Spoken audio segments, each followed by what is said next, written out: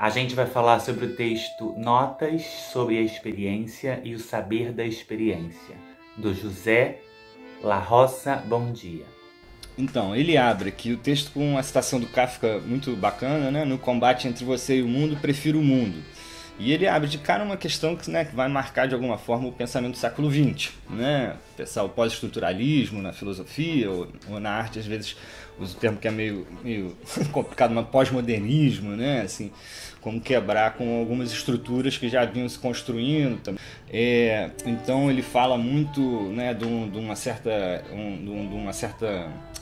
diálogo, né, de uma dialética entre teoria e prática, né? A gente podia pensar num percurso dentro do campo da educação, a gente que vai pensar uma escola mais técnica, né, em oposição a uma escola mais catedrática, né, mais filosófica, e ele vai justamente tentar quebrar com essa relação, propondo uma nova possibilidade, né?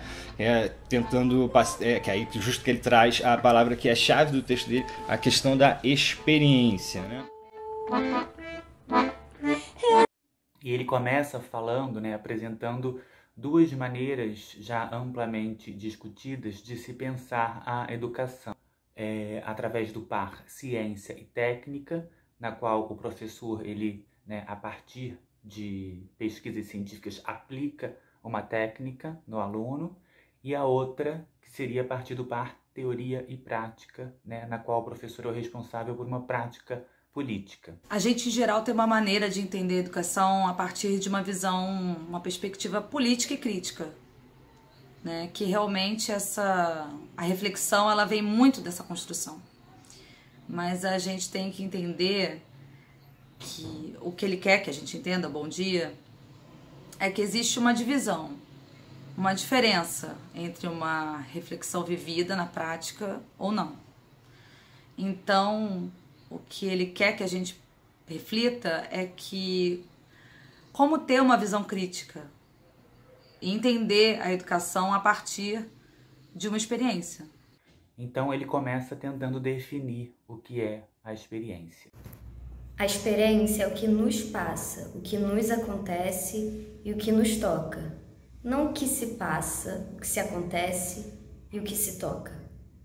Só que a gente vive numa sociedade que consome muita informação, né? E, na verdade, esse excesso de informação só garante ao indivíduo uma opinião que é externa a ele, né? Que não vem de um conhecimento vivido de fato. Né? Que é uma sociedade onde as coisas acontecem num ritmo muito rápido, muita coisa acontece, nós estamos sempre extremamente excitados, né?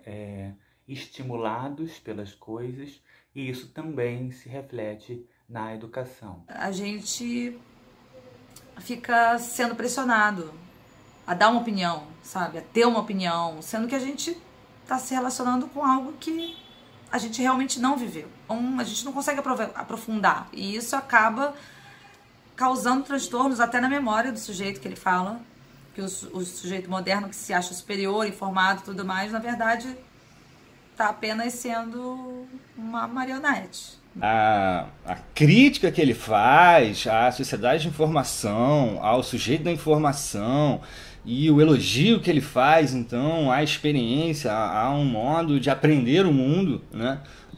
E aí ele entra numa parte que ele fala que a gente cada vez mais estica o tempo do aluno na escola, na universidade, e a gente acaba tendo cada vez menos tempo de viver. A gente tem pacotes cada vez maiores de conteúdo, né? Cada vez mais tempo a gente passa na escola, só que menos tempo de experiência a gente tem. Deveria realmente começar a experimentar as coisas ainda no período escolar. É nesse momento que a experiência, o aprendizado se faz mais importante, porque a gente está descobrindo, a gente está começando a aprender, então esse é um grande equívoco. Nunca se passaram tantas coisas, mas a experiência é cada vez mais rara. Ele cita o Walter Benjamin, fala que nunca se passaram tantas coisas, mas a experiência é cada vez mais rara. Esse excesso de informação acaba, na verdade, nos limitando. Porque a gente fala, bom, eu já sei aquilo, Então eu já li sobre aquilo, já me contaram sobre aquilo, então não preciso passar por aquilo. E na verdade isso é uma forma até arrogante que a gente lida com as coisas e se abstém de lidar com elas. E por último ele vai falar do excesso de trabalho, que também impede a experiência. Sim, como que né, a sociedade de consumo, o capitalismo, o utilitarismo, né, o aspecto funcional da vida, né, a questão da profissionalização também como uma função ali que você exerce, aquilo que você serve para aquilo, né? Quando ele traz a questão da experiência para desconstruir essa relação, ele vai ser muito categórico nessa distinção, porque ele fala que a gente costuma confundir trabalho com experiência. Então, o que o Bom Dia sugere é que a gente consiga separar trabalho de experiência, que a gente não misture essas duas coisas. Ele chega a dizer, inclusive, que essas coisas são inimigas uma da outra. Porque a experiência não pode ser quantificada, né, em trabalho. Ele fala desse sujeito, o trabalho como um sujeito imperativo que precisa sempre impor a sua vontade sobre o mundo. E aí, enfim, né, então ele fala basicamente sobre por que a nossa sociedade é uma sociedade que exclui a experiência. Ele vai falar o que é necessário para que a experiência ocorra. E ele fala que a experiência requer um gesto de interrupção. E aí chega num ponto super bonito que ele fala que essa possibilidade de deixar que algo realmente nos aconteça requer um gesto de interrupção, de passividade mesmo. Um gesto que é impossível pensar, a gente parar para pensar, para olhar, para escutar, olhar mais devagar, pensar mais devagar, enfim. De ter essa disponibilidade, essa abertura. Então, essa busca incessante pelo trabalho, até em busca de um conforto, de uma liberdade, mas na verdade nos impede. E aí ele vai falar que é um sujeito que não se define pela sua atividade, mas pela sua passividade.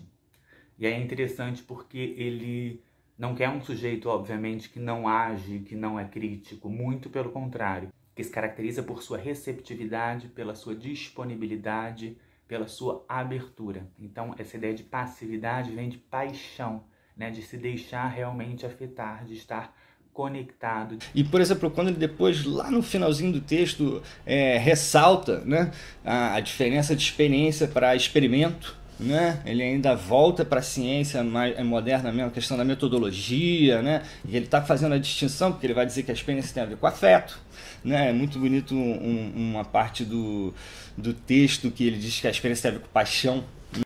E ele é um sujeito que se deixa transformar, né? Ele se transforma. Então a experiência tem essa característica de que a gente entra de uma maneira e a gente sai de outra. Tem uma parte do texto que ele fala sobre a força da palavra, né? Sobre a construção de narrativas, que isso acaba determinando muito os nossos pensamentos, as nossas ações. Então a gente pode pensar a partir disso que a experiência é algo pessoal, é único, muito particular. O olhar do sujeito, né, na relação sujeito-objeto da pesquisa, o olhar do sujeito determina o resultado, determina o objeto. Isso é muito claro para ele. Né? Porque ele fala que a experiência, um acontecimento pode acontecer para duas pessoas, mas a experiência desse acontecimento vai ser distinta para cada um. Então, cada um produz a sua experiência.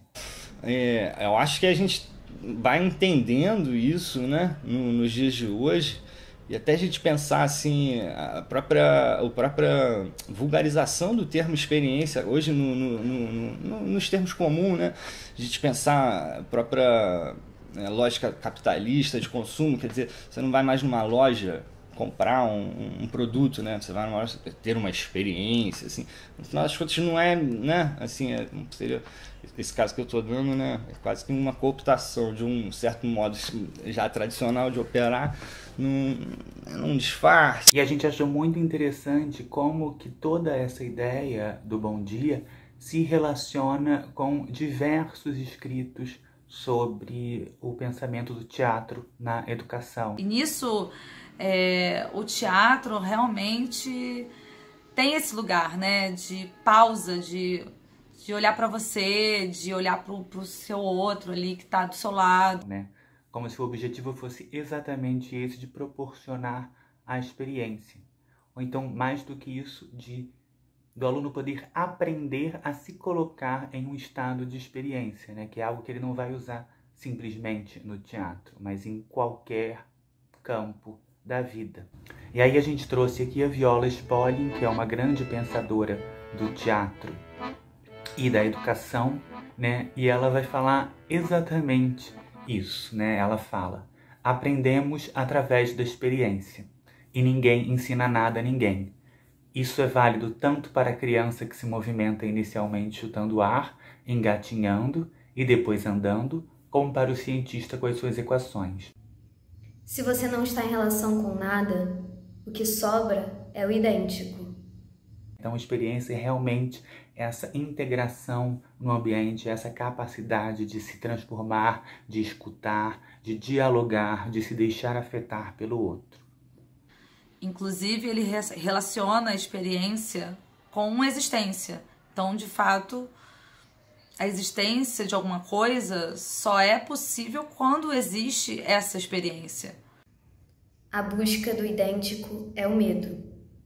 E termina falando que, na verdade, toda essa blindagem que a gente faz, né, de não se permitir, é um medo do desconhecido. Então, assim, o consumo, por exemplo, é uma coisa tão forte, né? A gente parece que está escolhendo, a gente acha que a gente está escolhendo se a gente vai viajar, se a gente vai comprar, sair, enfim, que a gente acaba não percebendo e se limitando, porque justamente é o medo de um lugar desconhecido. A experiência, ela pressupõe essa abertura ao desconhecido, né? Ela é irrepetível. Então, enquanto o experimento ele produz consenso, a experiência produz diferença. Só com coragem mesmo é que a gente pode realmente estabelecer uma vida, um aprendizado e nos entender como sujeitos no mundo.